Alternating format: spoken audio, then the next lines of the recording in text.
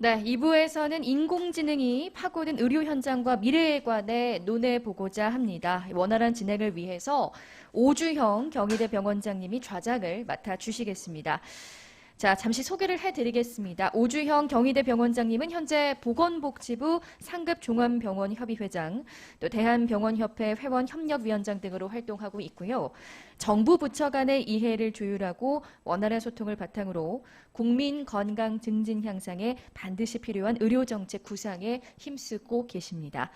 또한 코로나 팬데믹이라는 국가적 재난 상황 속에서도 이 코로나 중증 환자 전담 치료병원으로서 흔들림 없이 사회적 책임을 다할 수 있도록 최선을 다하고 계십니다.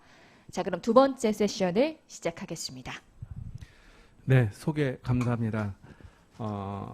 이번 세션은 빅데이터 의료의 현재와 미래라는 주제로 강의 두 분의 연자를 모시고 강의를 진행할 예정으로 있습니다. 최근 들어 의료계는 이 병원 환경이 디지털화되고 또 팩스나 또 EMR 등 구축을 통해서 수많은 환자 정보가 의료 데이터로 축적되고 있고요. 이를 활용한 의료 서비스 질의 개선과 또 임상 현장에서 혁신이 지금 현재 이루어지고 있습니다. 엄청난 속도로 최근 기술 혁신이 이루어지기 있기 때문에 이 부분에 관해서는 의료인으로서 저도 상당히 적응하기가 어려울 정도로 많은 변화가 있다고 느끼고 있고요. 특히 이 의료 인공지능을 활용한 임상 현장의 적용은 가장 활발한 분야가 아무래도 의료 영상 진단 분야일 겁니다. 특히 의료 영상 분야는 빅데이터와 딥러닝을 중심으로 해서 활발한 연구와 실제 또 산업화가 이루어지고 있어서 현재 임상 현장에서도 가장 먼저 적용하고 활용되고 있는데요. 관련해서 현재 대한비뇨생식기 영상의학회의 정보이사를 맡고 계시는 경희대학병원 영상의학과 문성경 교수께서 영상의학에서 AI 응용의 실체에 관해서 준비를 하셨습니다. 좋은 강의 부탁드리겠습니다. 예, 소개 감사드리고요. 오늘 저희 개원 50주년 기념 강연에서 제가 강의를 맡게 돼서 정말 영광스럽게 생각합니다. 지금 제가 맡은 주제가 이제 AI 그리고 영상의학 이렇게 두 가지의 꼭지를 가지고 이제 강의를 하는데 사실 이 너무 전문 분야라서 많은 분들이 이해하시기에는 조금 쉽지 않은 부분이 있을 것 같아서 최대한 쉽게 지금 어느 정도 수준까지 왔는지에 대해서 좀 말씀을 드리고자 합니다. 뭐 인공지능이라는 용어 자체는 아마 굉장히 다들 많이 알고 계실 거고요. 사실 너무 친숙한 단어이고 굳이 설명하지 않아도 아시겠지만 제가 한번 정리를 했는데 이제 인간이 하는 어느 태스크를 컴퓨터 시스템 혹은 기계가 대리로 인간과 유사한 수행을 할 수 있게 만든 것을 우리가 인공지능이라고 합니다. 인공지능은 사실 아주 오래된 개념은 아니죠. 아직 100년도 채 되지 않았는데요. 사람을 대신해서 사람과 같은 생각을 하는 혹은 어떤 태스크를 하는 그런 걸 만들 수 있을까라는 생각을 하기 시작한 거는 1940년대부터라고 합니다. 그때 이제 가장 인공지능 분야에서 이제 획을 최초로 이제 그은 분은 바로 앨런 튜링이라는 학자고요. 영국 학자고 수학자고 암호학자고 논리학자입니다. 이분이 한 업적 중에 가장 큰 건 이제 세계 2차 대전에서 독일군의 암호 이니그마를 해독한 건데요. 사실 이니그마가 굉장히 많은 암호의 조합으로 이루어져 있고 수많은 그 조합을 사람의 힘으로는 풀 수가 없다. 이제 그것 때문에 이제 앨런 튜링은 튜링 기계라는 것을 이제 만들어서 풀어냈고요. 이 튜링 기계는 쉽게 얘기하면 지금 컴퓨터의 CPU의 원형처럼 이제 짜여진 알고리즘이라고 보시면 됩니다. 그래서 이 앨런 튜링을 컴퓨터 사이언스의 아버지의 아버지 뭐 이렇게 부르고 튜링 상이라는 이제 상이 있는데 이거는 이제 컴퓨터 사이언스 쪽의 노벨상이라고 부르고요. 요 앨런 튜링에 대한 거는 상당히 이제 많이 알려져 있는데 영화 이미테이션 게임 저도 재밌게 본 영화인데 여기에 이제 앨런 튜링이 어떻게 기계를 만들고 기계를 이용해서 푸는지에 대한 그런 이야기가 담겨 있기 때문에 뭐 관심 있으신 분들은 보셔도 재밌을 것 같습니다. 이런 AI에 대한 개념은 꽤 4, 50년대에 나왔는데 이거를 이제 좀 더 전문된 분야로서 확립하는 거는 56년에 다트머스 컨퍼런스라는 학술회의를 통해 이루어집니다. 하지만 이제 한 뭐 5, 60년 동안은 거의 이제 이 AI는 관심 있는 사람들에게만 좀 이제 알려진 분야고 우리에게 그렇게 크게 와닿지 않았었는데 아마 우리나라 사람들이 가장 많이 이 AI에 대해 크게 와닿았던 사건은 바로 알파고가 아닌가라는 생각을 합니다. 알파고는 이 구글의 자회사인 딥마인드라는 회사에서 이제 개발한 바둑 알고리즘인데요. 우리나라의 이세돌 구단이 대국을 해서 한 번은 이겼지만 최종적으로는 패배를 하게 됐고 그 이후에 알파고는 좀 더 승승장구해서 아주 최강의 성적을 기록했죠. 이러면서 이제 우리가 실제 하는 AI를 이제 목격을 하면서 인간을 위협할 수 있을 수준으로 AI가 발전했구나라는 거를 이제 느끼게 됩니다. 저도 굉장히 충격적이었죠. 하지만 이게 처음은 아니었고요. 이미 IBM에서는 딥블루라는 체스 소프트웨어를 만들었었고 97년에 체스 챔피언을 이긴 바가 있고요. 또 그 이후에 2013년에는 IBM에서 자꾸 이런 걸 많이 하네요. 왓슨이라는 소프트웨어를 개발해서 미국 사람들에게 가장 많이 알려져 있는 제퍼디라는 그 퀴즈쇼에 참가를 해서요. 이 켄과 브레드라는 그때까지 가장 많은 상금과 가장 많은 최다 우승을 했던 이 두 사람을 왓슨이 이겨버립니다. 그래서 또 인간이 정복을 당했구나라고 생각을 할 수 있죠. 하지만 인공지능은 단순히 인간을 정복하기 위해서 만들어졌냐? 그게 아니고 이미 우리의 그 생활에 좀 더 편의성을 제공하는 걸로 이미 많이 익숙하게 들어와 있습니다. 예를 들면 뭐 말하는 거, 뭐 우리가 뭐 그 인공지능 데이터를 이용하는 것 등에서 이제 랭귀지, 그다음에 트랜스레이션 이런 거에서는 이미 많이 사용을 하고 있고요. 이걸 이용해서 이제 자율주행 또 이제 곧 가능할 것으로 우리나라에서는 아직은 되진 않지만 상당한 기술적인 발전이 있었고 페이스 레코그니션 같은 경우는 뭐 요즘 굉장히 정확하죠. 페이스 아이디 많이 쓰실 거고요. 최근에는 마스크를 쓰고도 인식할 정도의 기술 개발이 이루어졌다고 합니다. 이렇게 익숙한 AI지만 인간은 계속 AI에 대한 아주 막연한 그런 위협감을 느끼고 있고요. 이제 저는 의사고 사실 이런 위협을 한번 당해봤습니다. 제프리 힌턴이라는 이 학자는 그 컴퓨터 사이언스 AI 분야의 3대장으로 불리는 사람 중에 하나고 이 사람이 앞서 얘기한 그 컴퓨터 사이언스의 노벨상, 튜링상을 받았던 학자입니다. 제프리 힌턴이 2016년도에 레디올로지스트, 그러니까 저 영상의학과 의사를 더 이상 트레이닝 시킬 필요 없다. 뭐 이런 이야기를 했고요. 왜냐하면 알고리즘은 이미 이미지 퍼셉션을 너무 잘한다. 사람보다 훨씬 뛰어나다. 뭐 이런 이야기를 했고 실제로 2017년, 2018년도에 우리 영상의학과에 지원하는 레지던트 숫자가 급격하게 떨어졌습니다. 미달이 나온 경우도 있었고 그거는 미국에서도 마찬가지로 일어났던 현상이죠. 근데 지금 5년이 지났는데 아직 저희는 건재하게 있습니다. 또 이제 의사를 대체할 수 있는가에 대한 질문을 이제 또 한 번 던졌던 알고리즘은 IBM 왓슨 포 온콜로지라는 소프트웨어고요. 이거는 이제 온콜로지 분야에서 캔서의 트리트먼트 옵션을 최적화해서 이제 제시해주는 그런 알고리즘이고 우리나라에도 2016년도에 가천대 길병원을 필두로 해서 몇 개 병원에서 이 IBM 왓슨 포 온콜로지를 구매를 했었습니다. 근데 아직까지 온콜로지스트를 대신한다는 인상은 아니죠. 이 뒤에 어떻게 됐는지 좀 이따가 말씀을 드리겠습니다. 이 인공지능은 약간 사람들에게 결과물만 사실 보여졌지 이게 좀 약간 실체가 모호하다라는 생각을 많이 하거든요. 어떤 유니콘 같은 존재 같기도 하고요. 그래서 제가 이 인공지능이 어떤 식으로 작동하는지를 좀 먼저 말씀을 드리겠습니다. 인공지능은 크게 보면은 데이터를 다루는 학문, 데이터 사이언스의 일부라 할 수 있고요. 이 데이터 사이언스 중에서도 가장 데이터 양을 많이 처리할 수 있는 그런 학문입니다. 그 안에 이제 기법에 따라서 머신 러닝, 레프레젠테이션 러닝, 딥 러닝 이렇게 나눌 수가 있고요. 기법은 조금씩 다르지만 어떤 일정한 기계를 학습시켜서 그 알고리즘이 또 다른 새로운 데이터를 넣었을 때 아웃풋을 내는 방식은 동일하다 할 수 있습니다. 이 인공지능에서 계속 나오는 얘기는 빅데이터란 얘기죠. 예, 빅데이터는 말 그대로 빅이기 때문에 양이 되게 많구나 이렇게 보실 수 있는데요. 예, 빅데이터의 가장 큰 특징은 양이긴 하죠. 근데 또 하나의 특징은 뭐냐면 다양성입니다. 빅데이터는 가지가 아주 많은 수많은 경우의 수를 포함할수록 좋습니다.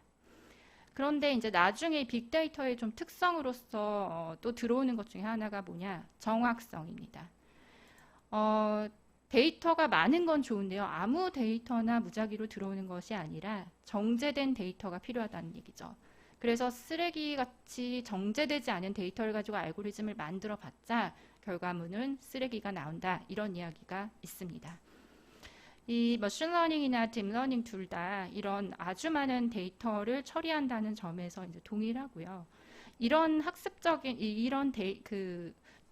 테크닉의 알고리즘은 사실 이미 한 20, 30년 전에 모두 확립은 됐으나 이 데이터의 양을 처리하는 하드웨어의 기술 부족으로 이루어지지 않다가 최근에 급속도로 발달을 해서 지금에 이르게 되었습니다. 제가 주로 하는 건 좀 딥러닝 쪽을 많이 하고 있습니다. 근데 딥러닝의 기본 구조에 대해서 조금 말씀을 드릴게요. Artificial Neural Network, 그러니까 인공신경망이라고 하는 것을 이제 취하고 있는데요. 이거는 사람의 신경망을 좀 모방했다고 생각하시면 됩니다. 우리가 어떤 자극이 어떤 수용체로 들어오고 신경망을 거쳐서 뇌로 가고 그래서 뭔가 인지하고 인식하고 결과를 생각하고 이런 과정을 거치듯이 인공신경망에서는 여러 가지 경우의 수의 데이터가 들어가서 가중치를 어느 정도 갖고 거기서 어떤 일정한 함수에 의해서 알고리즘을 거친 후에 결과를 뽑아내게 되는 이런 과정을 이제 사람을 모방해서 만든 것입니다. 하지만 모방은 했는데 그 안에 프로세스를 자세히 들여다보면 그 두 가지가 과연 같느냐?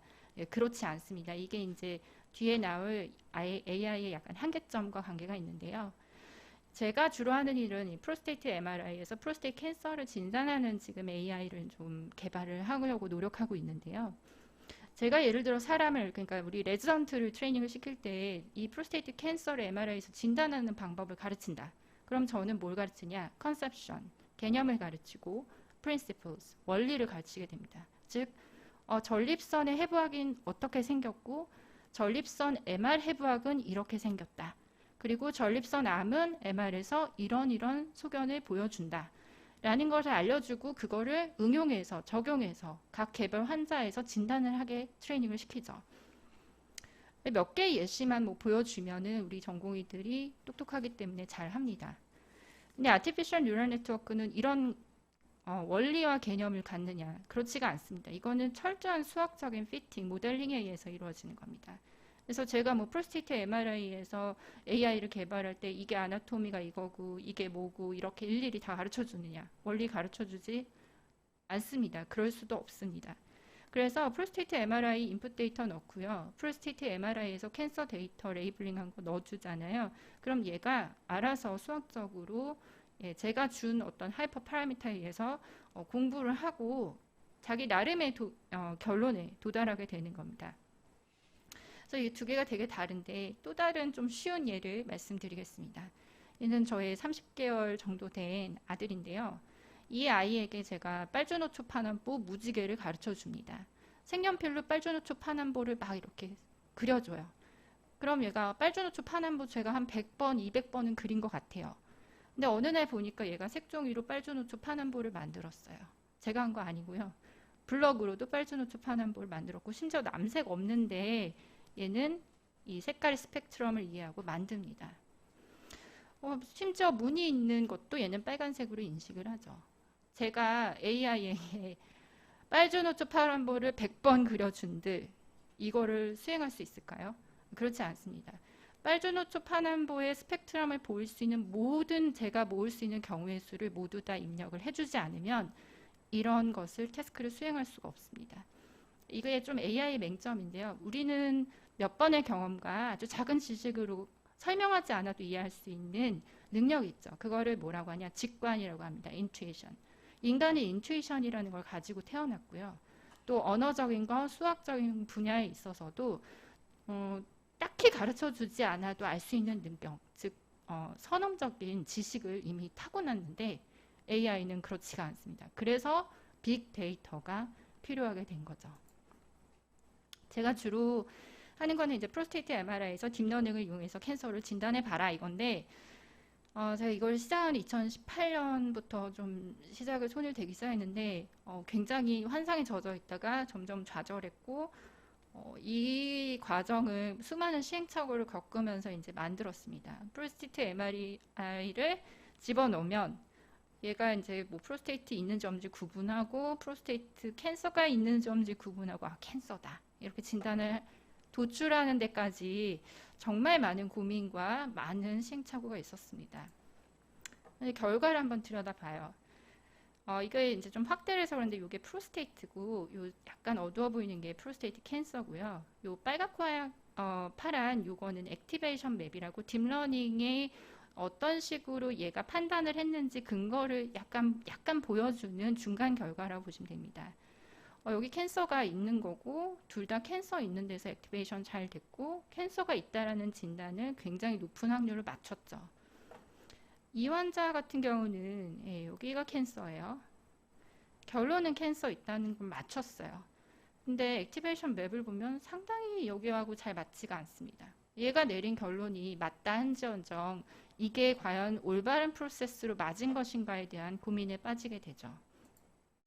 이게 바로 AI에서 자주 등장하는 블랙박스라는 문제인데요.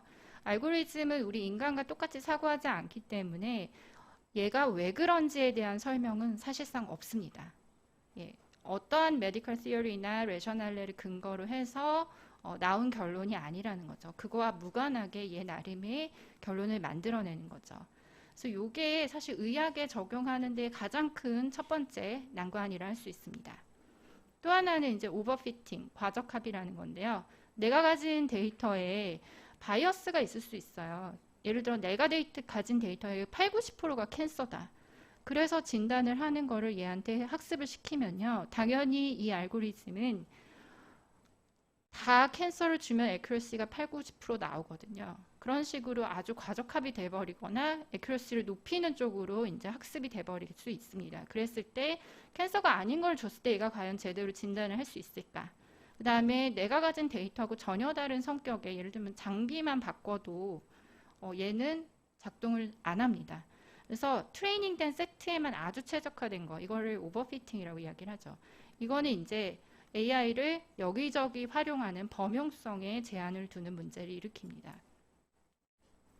제가 이제 AI 관련해서 이것저것 이제 혼자 연구를 하다가 많이 또 생각해보는 문제는 바로 이게 AI의 적용이 적절한가 이런 건데요. 이런 거를 이제 찾다가 발견한 그 무슨 컴퓨터 사이언스 하는 무슨 커뮤니티 사이트 같은 것 같은데 이분은 이제 자기 블로그에 뭘 올렸냐면 겐이라는 건 딥러닝에서 신테틱 이미지를 만드는 거예요. 전혀 다른 영상을 기존의 영상에서 만들어내는 거죠. MRI에서 내가 CT 만들었고 딴 것도 만들어 봤어 이러면서 올린 거예요. 봤더니 펫에서 CT 영상을 신세시스 했고 MRI에서 CT 영상을 신세시스 했습니다. 근데 그럴싸해요. 이거는 사실 좀 이거 CT 영상 같진 않아 보입니다. 근데 굉장히 그럴싸해 보이는데 과연 우리가 그럼 이 환자에서 CT를 생략하고 뭐 MR만 찍고 CT 이렇게 한 걸로 쓸 수 있느냐? 그렇진 않죠. 왜냐하면 CT, MR, 펫 각 영상 검사는 각각의 고유의 특성화된 어떤 물리학적 기법을 가지고 사람 몸이 거기에 반응한 것을 영상으로 얻은 거거든요. 얘가 이렇게 보인다고 해서 실제로 CT를 찍었을 때 동일할 것이다 라고 이야기할 수 없습니다. 물론 이렇게 만드는 센서틱 영상이 다른 방식으로 뭐 대치가 아니라 다른 방식에서 사용이 될 수도 있긴 하죠. 근데 이렇게 하는 것이 바로 의료에 투입이 될 수 있는 것은 아니라 생각합니다. 주로 이 의료 인공지능, 저희 영상의학 분야를 포함해서 대다수의 인공지능이 어떤 식으로 적용을 되는지 좀 말씀을 드리겠습니다. 기본적으로 제일 많이 관심 있어 하는 건 이제 진단이죠. 그래서 뭐 암이 있느냐 없느냐를 분류한다거나 양성이냐 악성이냐 이런 걸 분류하는 것. 그 다음에 영상행 검사에서는 이제 장기를 추출하거나 병변을 추출하는 거, 그걸 세그멘테이션이라고 하고요. 또 하나 이제 캐드라고 해서 어시스트를 해주는 거죠. 내가 놓칠 수 있으니까 좀 대충 채처럼 걸러서 리전을 디텍션을 해준다거나 뭐 이런 식으로 할 수 있고요. 저는 좀 이 부분이 굉장히 앞으로 많은 저희 분야에 도움이 될 것 같다는 생각이 드는데, 기존에 가진 기술로 좀 영상이 좋지 않았을 때 좀 극복하는 방식의 AI 기술을 접목할 수 있는데, 예를 들면 지금 나와 있는 저설량 체스트 CT, 이게 이제 요새 국가 폐암 검진 사업에 많이 사용이 되고 있는데요. 사실 설량이 너무 낮다 보니까 노이즈가 굉장히 많고 그것을 읽어야 되는 의사 입장에서는 사실 보기가 좋지 않고, 그래서 진단에도 영향을 미칠 수 있겠다 이런 생각을 합니다. 근데 이런 저설량 CT에서 아주 이미지가 노이즈가 심한 것을 제거해 주는 거, 이런 기술이 AI에서 또 개발이 되거든요. 그래서 기존에 좀 되지 않았던 거를 되게끔 하는, 조금 보정해 주는 역할에서 AI가 또 상당한 역할을 할 수 있겠다라는 생각을 하고 있습니다.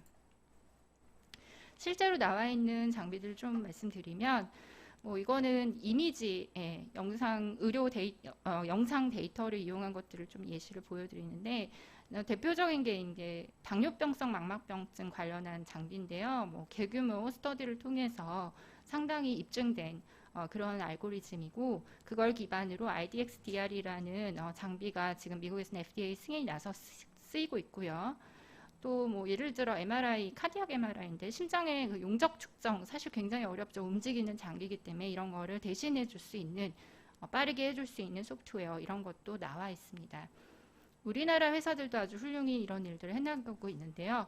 뷰노라는 회사에서는 이제 뼈나이 진단하는 엑스레이를 통해서 진단하는 소프트웨어를 개발했고, 루닛에서는 체스트 엑스레이 폐결절 검출 소프트웨어, 또 루닛에서 유방암 진단 소프트웨어, 이런 것들은 이미 다 승인이 나서 실제로 사용할 수 있는 그런 소프트웨어들입니다. 그래서 누구나 들어가 보면 이제 확인할 수 있는데요. 현재 의료 기기의 인공지능 기기 현황을 이렇게 보면 상당히 많거든요. 네. 개수도 많고 회사도 상당히 다양하게 들어가 있고요. 심지어 식약처에서 이런 사업을 지원까지 해서 진행을 하고 있고, 앞으로도 아마 허가가 날 장비들이 굉장히 많이 있을 거라 생각을 합니다. 주로는 이제 펫 쪽에서 많이 사용하고, 특히 체스트 엑스레이, 엑스레이 쪽에서 많이 사용을 하고 있고, 소화계 질환 같은 경우는 엔도스코피 영상을 말씀드리는 거고요. 뇌질환 같은 경우는 CT, MRI 뭐 이런 데서 많이 사용하고, 유방, 뭐 그 밖에 등등등 굉장히 많은 분야에서 지금 허가가 난 상황입니다. 대부분의 이런 인공지능 기기는 허가가 날 때 3등급으로 나는데, 3등급은 쉽게 얘기하면 단독으로 사용하면 위험할 수 있어서 반드시 전문가가 가지고 사용하고 결정해야 된다, 뭐 이런 의미입니다. 그런데 이제 전문가가 당연히 사용해야 된다는 점에서 그러면 얘가 가진 이득이 뭐냐, 약간 이런 생각이 좀 들고요. 실제로 이게 많이 쓸 것인가도 사실 좀 고민해 봐야 될 문제인데요. 지금 현재 뭐 사용하는 병원들도 꽤 있겠지만 대부분의 소프트웨어가 가격이 좀 비싸거든요. 이유는 아마 개발하는데 돈이 당연히 많이 들었고, 이런 소프트웨어는 계속 데이터를 추가함으로써 업데이트가 되거든요. 그런 유지 보수 비용이나 이런 리뉴얼의 문제가 있고요. 또 하나는 이제 그 개발된 알고리즘이 내가 쓰는 장비의 데이터로는 학습한 적 없다. 이러면 사실 이제 범용성의 문제가 있을 수 있죠, 일부는. 이런 문제에서 이제 또 IBM 왓슨 포 온콜로지가 좀 무너진 부분도 있습니다. 또 하나는 이제 단독으로 사용하면 안 되는데 단독으로 사용했을 때 생기는 책임 소지, 뭐 이런 것도 있을 수 있죠.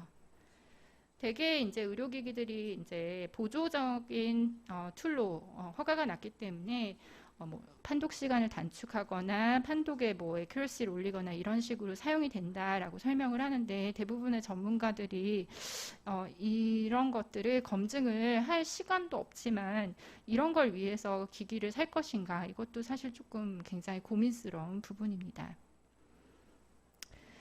IBM 왓슨 포 온콜로지는 굉장히 센세이션을 일으킨 그런 알고리즘임에도 불구하고 초반에는 엄청나게 튜머보다 하이 콘코던스를 갖는다 이랬었습니다.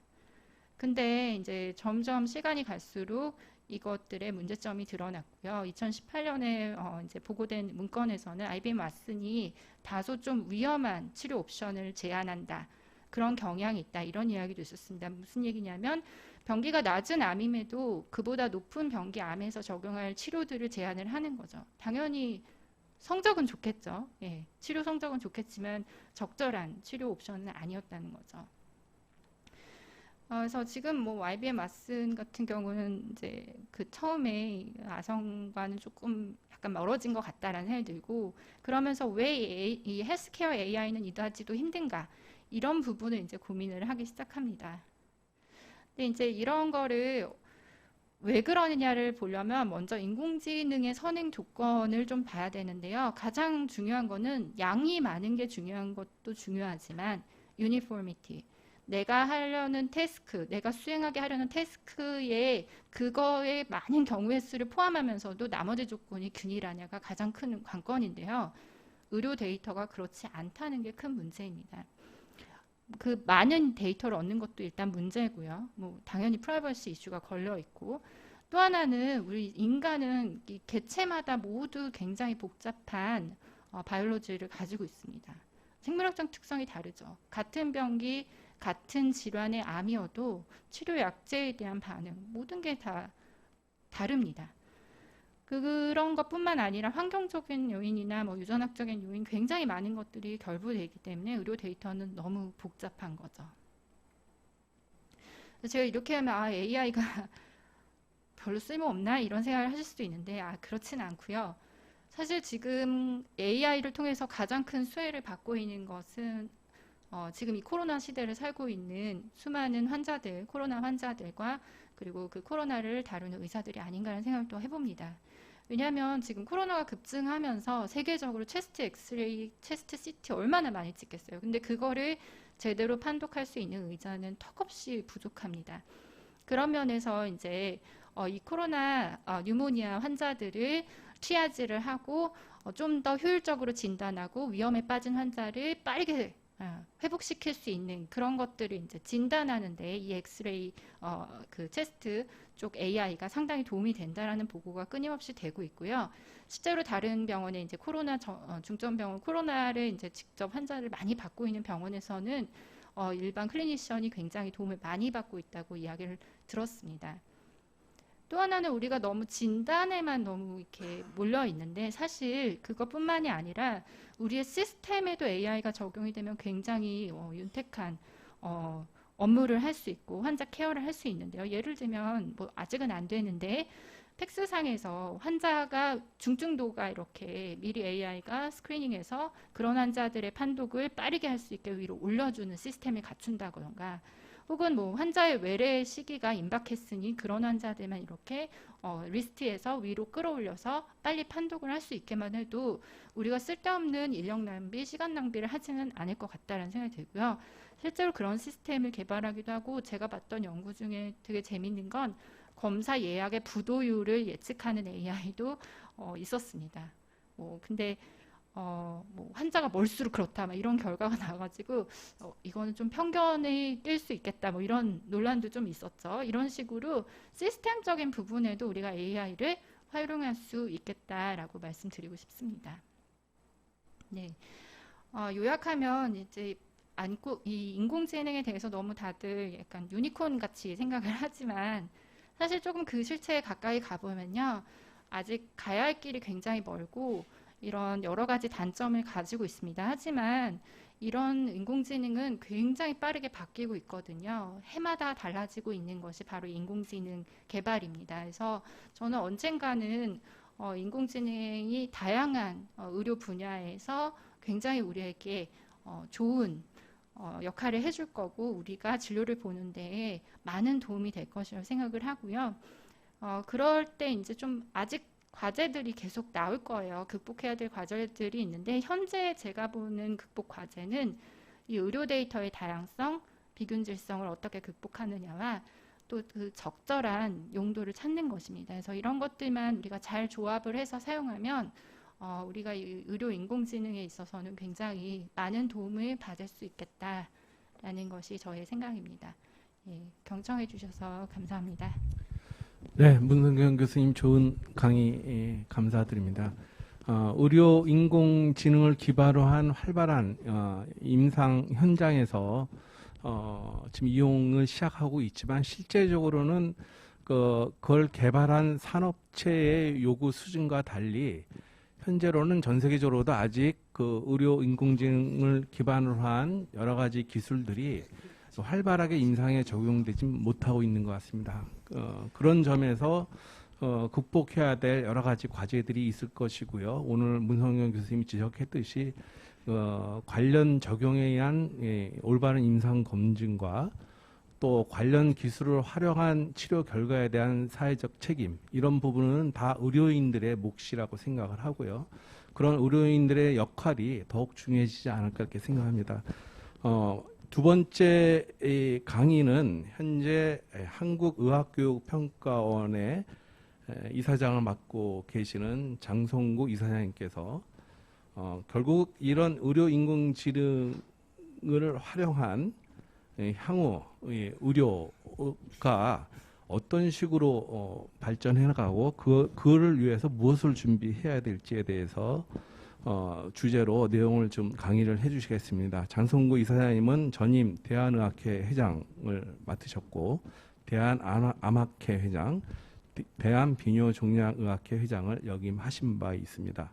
장성구 교수님께서는 제4차 산업혁명과 의료 무엇을 준비할까 주제로 강의를 해주시겠습니다. 강의 부탁드리겠습니다. 예, 반갑습니다. 방금 소개받은 장성구입니다. 요즘의 화두는 되게 두 가지인 것 같아요. 하나는 4차 산업혁명이라는 말하고, 그 다음에 이제 코비드 19이 아닌가 이렇게 생각을 합니다. 그래서 오늘은 4차 산업혁명과 의료계 무엇을 준비할까, 참 이게 정확한 대답을 할 수 있는 사람은 없습니다. 그래서 이 문제를 가지고 이제 여러분과 함께 고민을 해보자 하는 말씀을 드리고, 제 앞에 이렇게 쉴드가 있기 때문에 저는 이제 마스크를 벗고 강의를 하겠습니다. 이해해 주시기 바랍니다. 오늘 이 학술대회가 경희의료원 설립 50주년을 축하하는 의미로 개최되는 걸로 알고 있습니다.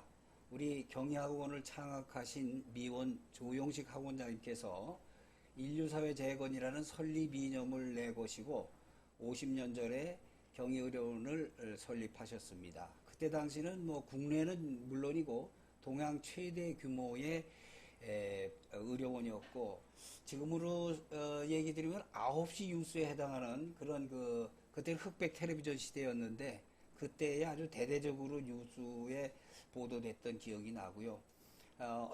어쨌든 간에 경희의료원 개원 50주년을 진심으로 축하를 드리고, 앞으로 경희의학 발전을 통해서 대한민국 의료의 등불이 되기를 기원합니다. 저는 그 당시 1971년 경희대학교 물리과대학교 의학과 1학년에 재학 중이었습니다.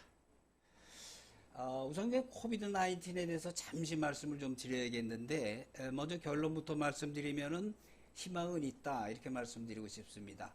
코비드 19 팬데믹이 소셜 디스턴싱을 유발을 했고, 이것은 이제 소셜 패닉, 나가서 소셜 앵자이어티를 유발하고 있는데, 우리 인류 역사를 보면은 그 유명한 패스트 있죠. 흑사병이라고 하는 거. 이것이 1347년 우리나라로 치면은 고려 말이 되겠습니다. 이때 유럽의 몽고에서 발생을 해서 유럽 전역을 휩쓰는 바람에 유럽 인구의 5분의 4가 사망하는 참 참혹한 일이 발생을 했고요. 1492년 그 컬럼버스가 신대륙을 발견하면서 상륙한 그 스몰폭스, 천연두죠. 이것이 그 찬란했던 아즈텍 제국과 그 다음에 잉카 제국을 멸망을 시켰습니다. 이 질병 하나가. 1518년도 멕시코 원주민이 2,500만 명, 우리나라 현재 남한 인구의 반 정도 되죠. 그랬었는데 100년이 지난 1620년대에는 160만만 살아남고 다 희생되는 그런 엄청난 일이 발생을 했습니다. 컬럼버스가 이제 1년 뒤 1493년에 스페인의 바셀로나로 다시 귀환을 하는데, 이때 때 맞춰서 이제 시필리스가 매독이 창궐하기 시작을 해서 유럽 인구의 25%가 사망했다는 거죠. 그 다음에 이제 그 우리나라의 기미독립 운동이 1919년도에 일어났으니까 1918년부터 20년에 걸쳐서 스페니시 풀, 스페인 독감이 전 세계를 휩쓸어서 그 당시 1억 명 정도가 사망하게 통계가 조금 불분명합니다. 8천만 내지 1억 5천만 이렇게 얘기를 하는데 약 1억 명 정도가 사망한 것으로 되어 있습니다. 지금 코비드 19이 430만 명 전 세계적으로 이상 지금 희생을 갖다 불러왔는데 그 당시 1920년대 의료 수준하고 오늘날 의료 수준을 비교하면 얼마나 차이가 나겠습니까? 한 1000배 이상 차이가 난다고 생각되는데 그럼에도 불구하고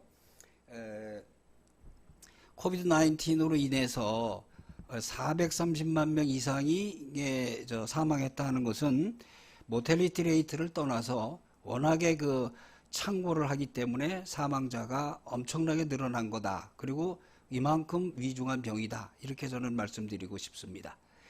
역사적으로 우리나라에 공식적으로 이제 소위 그 유행성 질환이 발생된 것이 콜레라인데 콜레라는 1819년도 인도에서 발생해서 유럽과 중국을 거쳐서 조선에서 1821년 그 평양에서 맨 좀 발생을 해서 평양 그때 기록을 보면은 수만 명이 사망했다 이렇게 되어 있습니다. 그때 이제 순조실록에 보면은 그때 당시 조선의 인구가 몇 명인지 알 수 없습니다만은 수십만 명이 사망한 것으로 이렇게 기록이 되어 있어요. 자, 어쨌거나 우리 인류 역사를 통해서 보면은 감염성 질환은 우리 인류가 반드시 극복해왔다. 이유는 원인이 분명하기 때문에 그런 거죠. 어쨌든 이런 바이럴 팬데믹에는 실버 뷰렛은 없다. 그 천하의 묘약은 없다는 거죠. 그리고 오로지 이 백시네이션을 통해서 극복할 수 있는 것이다. 사실 이러한 그 바이럴 인펙션이 지금 5년 주기로 우리나라에서 발생되고 있는데 걱정스러운 것은 앞으로 좀 더 자주 그리고 좀 더 독한 그런 비루런스가 강한 그런 바이럴 인펙션이 발생될 것이 걱정스럽다 이런 얘기죠.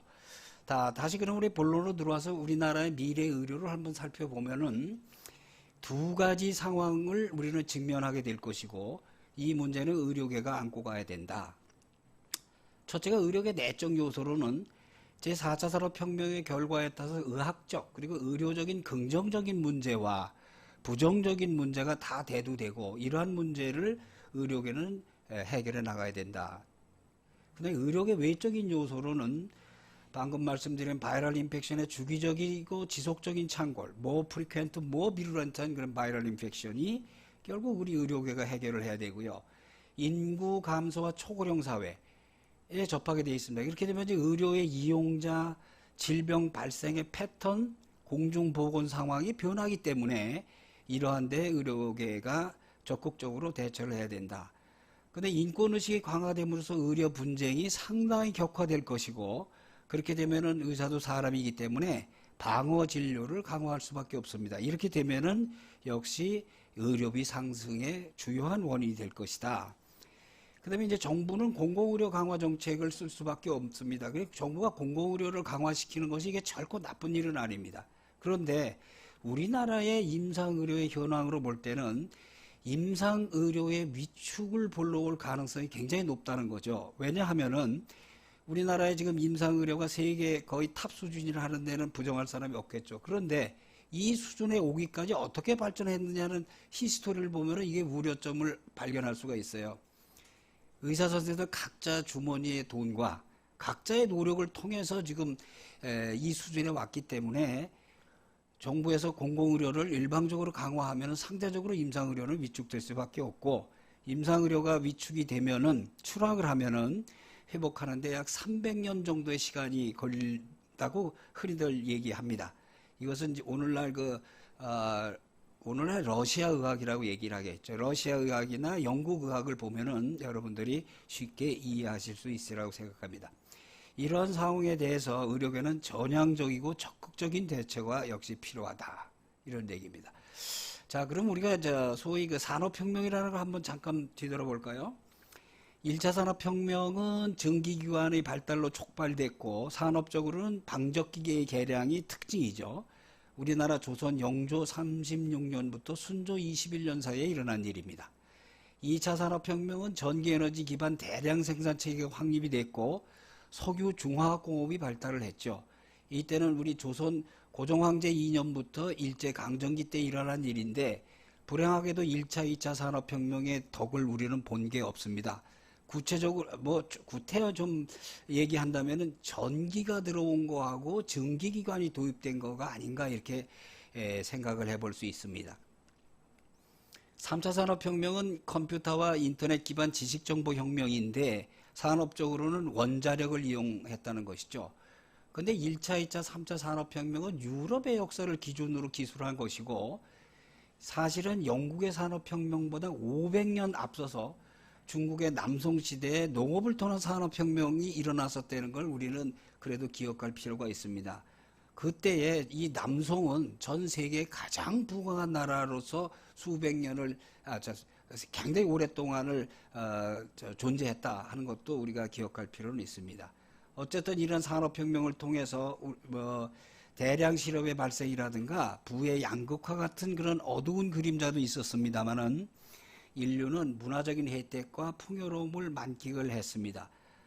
근데 이 산업혁명 하면은 사람들이 모르고 지나가는 게 하나가 있는데 그 이면에는 엄청난 특허혁명과 특허를 독점하고자 하는 그런 경쟁이 벌어지고 있었던 겁니다. 그래서 2차 산업혁명은 영국이, 3차 산업혁명은 미국이 특허권을 독점함으로써 두 나라는 수백 년 동안 전 세계 가장 강한 부자 나라가 된 것이죠.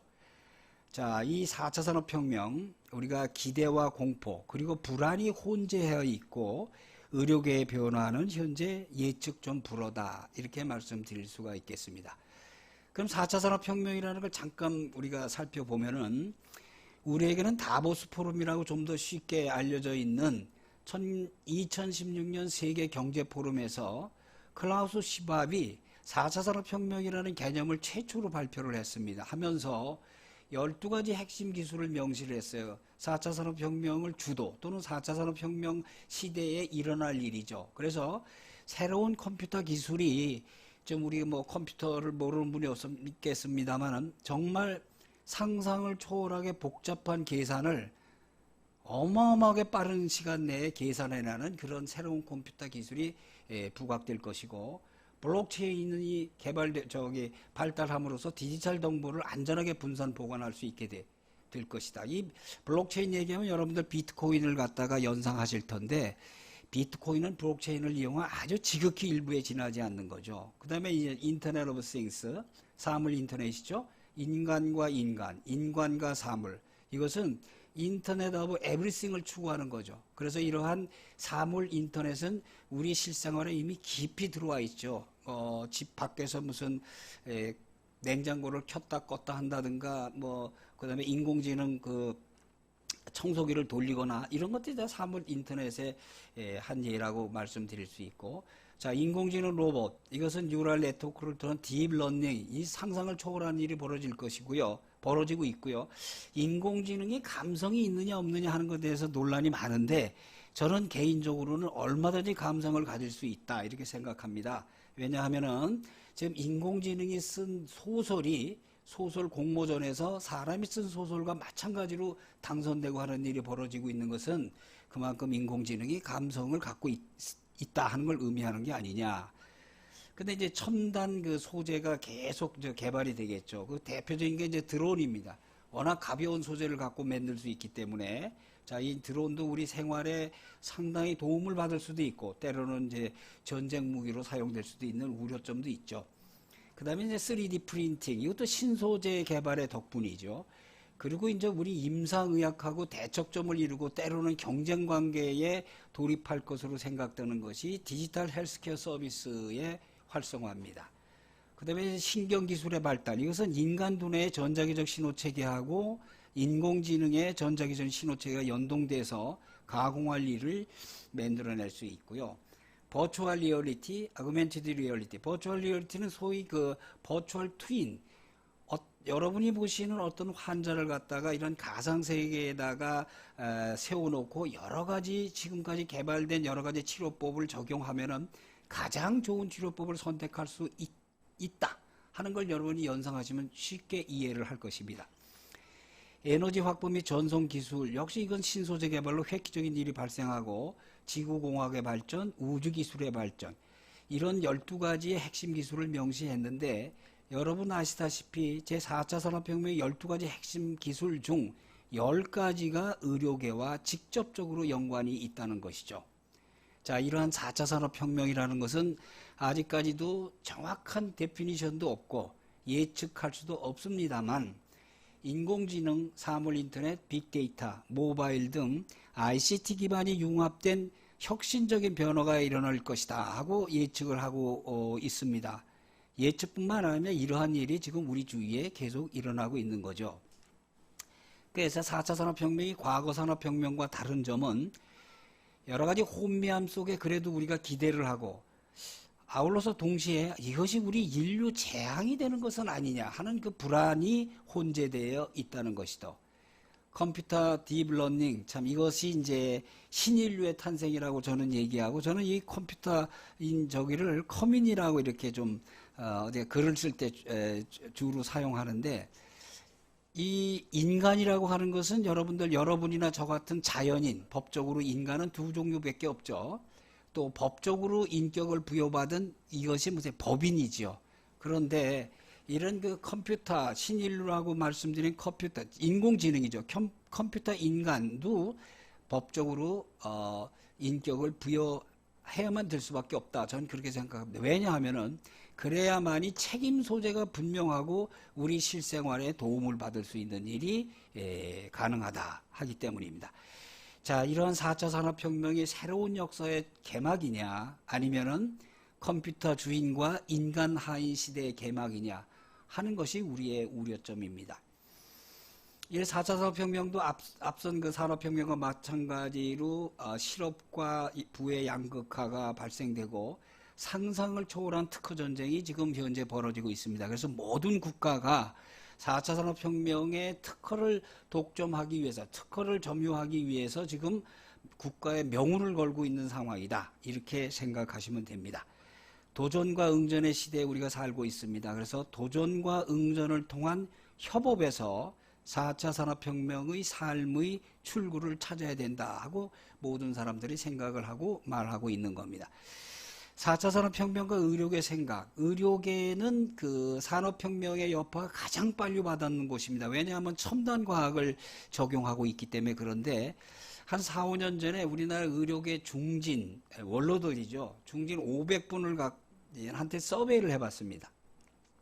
그랬더니 4차 산업혁명 관련 첨단 기술이 의료계에 영향을 미칠 것이라고 예측한 분들 응답을 97%에서 대답을 해주셨는데 이 대답을 보고 저도 깜짝 놀랐습니다.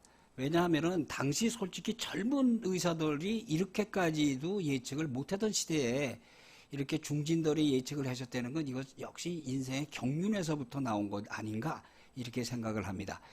그러면 첨단 기술의 내용은 뭐가 되겠습니까? 하고 여쭤봤더니 인공지능의 진료 참여할 것이다. 의사결정에 빅데이터를 활용할 것이다.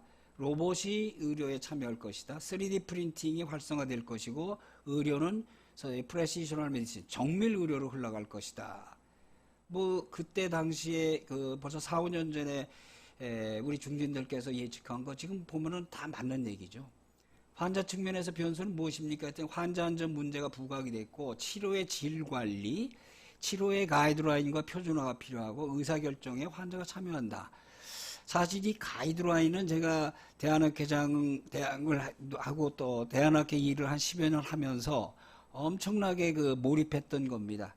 왜냐하면은 과거에 가이드라인을 개발할 때 많은 저항을 제가 받았어요. 쓸데없는 거 왜 하느냐, 무슨 보험에서 삭감되는 요인을 제공하는 것이다 등등.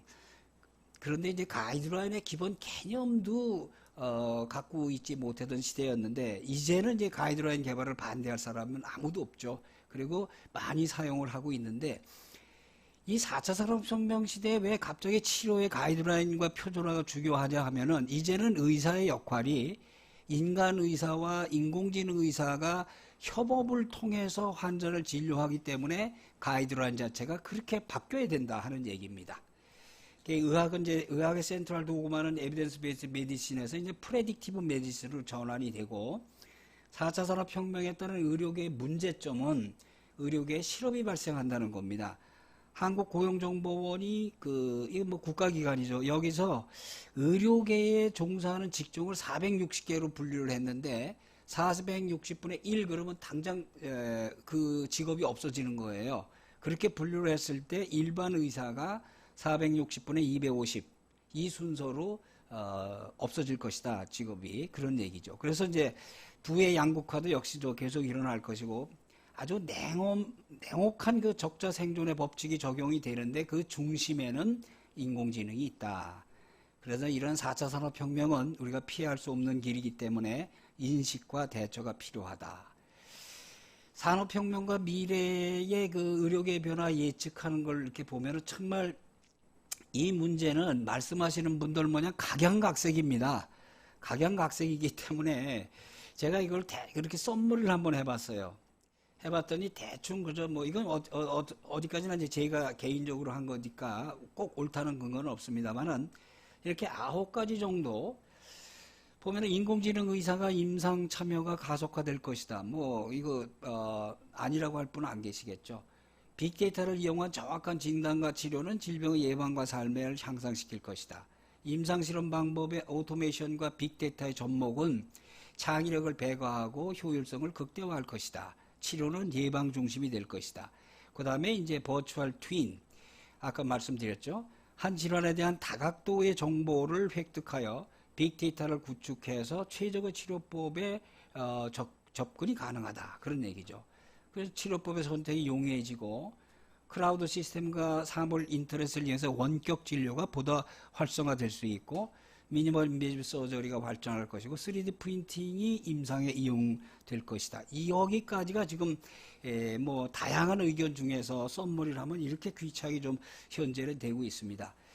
자, 그러면 인공지능의 출현이라는 걸 한번 살짝 살펴보면은 의료의 민주화를 실현하는 것이다. 이런 얘기를 합니다. 이것은 의사와 환자의 소통에 혁신적인 변화가 일어나고 병원 규모와 진료 내용이 차이가 없다.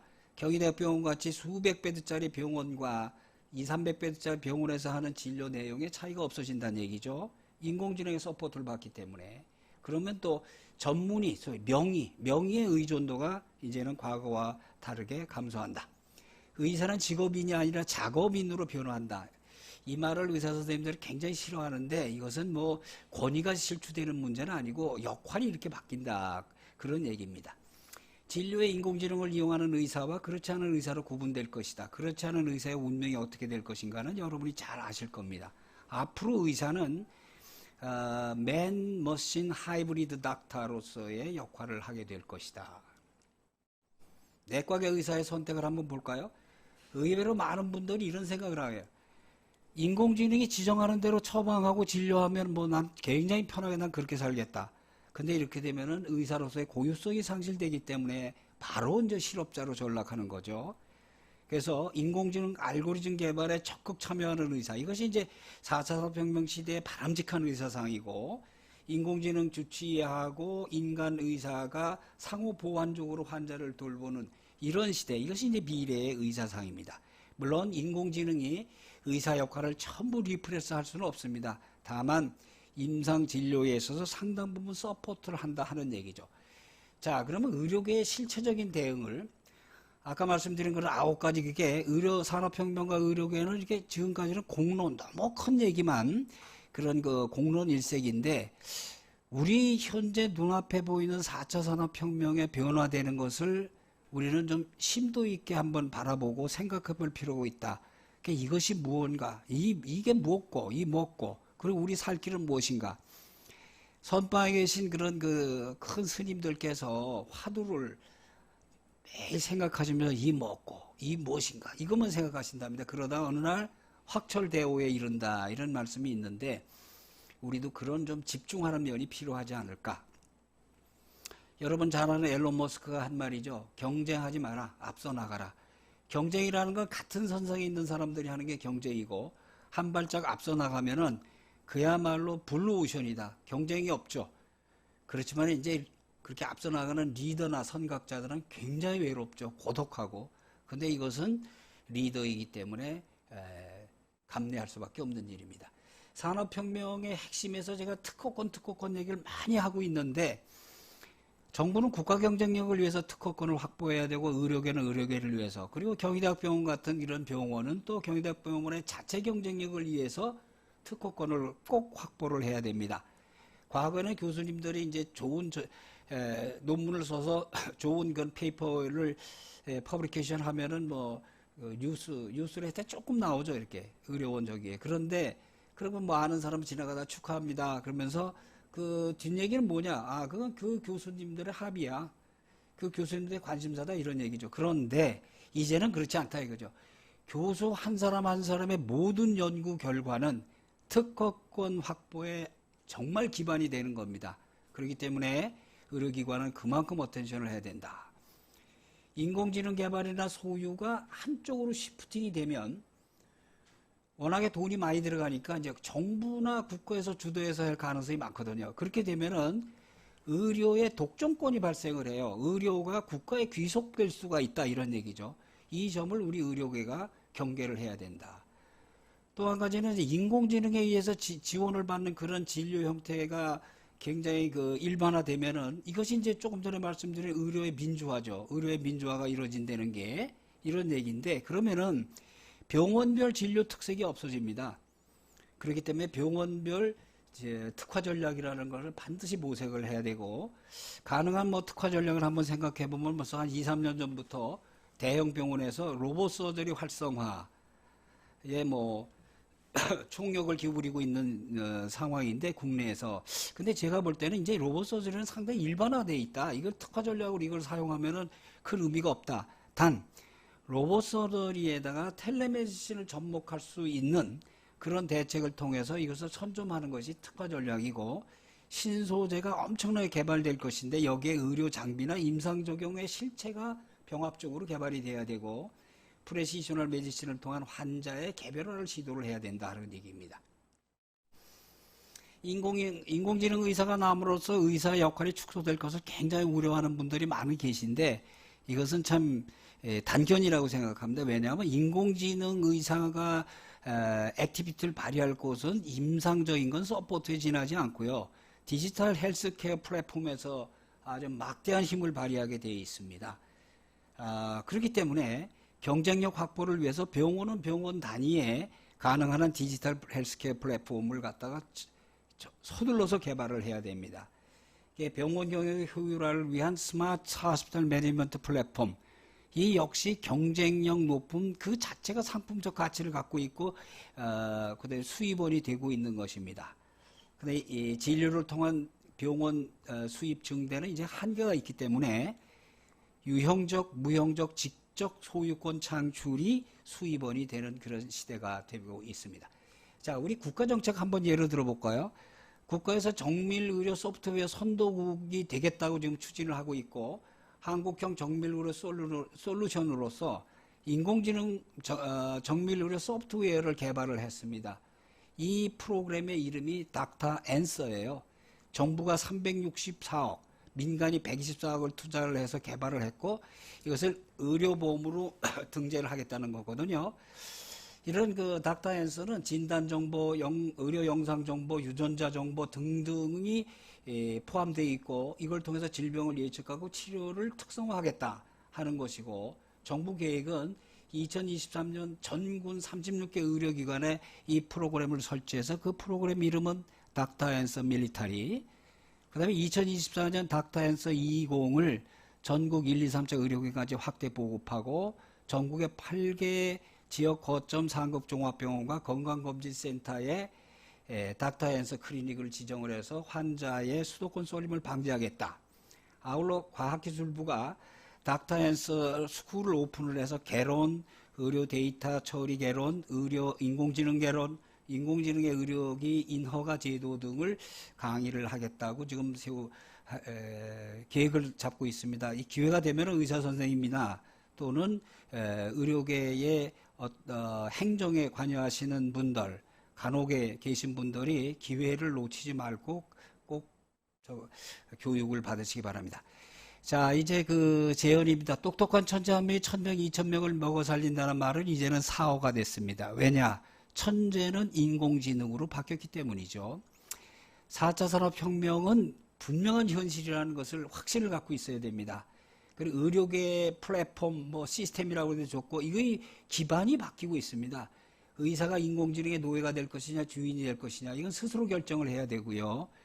인공지능 알고리즘 개발에 적극 참여해야 됩니다. 그래서 저는 모든 대학생이 1학년부터 4학년까지 매년 인공지능 교육을 받아야 되고, 우리 의과대학 학생들은 1학년부터 6학년까지 계속 인공지능 교육 받고, 그럼 인공지능을 전혀 교육을 받지 못한 현재 인턴 레지던트 그리고 전화 여러분 같은 사람은 어떻게 될 것이냐. 트레이닝 하스피탈에서 매년 교육시켜야 되고요. 각 학회에서 교육시켜야 됩니다. 그래야 뒤처지지 않는 의사로서 존재할 수 있다. 이런 얘기입니다. 미래의학은 이제 프레딕티브 메디신으로 바뀌어 나가고요. 환자에 대한 감성적인 접근과 업무 협업, 즉 코오퍼레이션이죠. 사람과 사람, 인간 의사와 인공지능 의사의 협업. 이것이 이제 4차 산업혁명 시대의 아웃브레이크가 된다. 탈출구가 된다. 이런 얘기입니다. 하여튼 인공지능이나 사물 인터넷 빅데이터를 이용해서 진료의 플랫폼, 병원 경영의 플랫폼을 형성하는 자가 이 시대의 승리자가 된다. 그런 말씀이면서 4차 산업혁명의 물결과 공포 그리고 기대 어디로 흘러갈지 갈팡질팡하고 있고 저도 아무것도 모르는 사람 중에 한 명입니다. 다만 의료계의 변화에 대한 도전과 응전이라는 것을 생각해 보면서 말씀을 드렸습니다.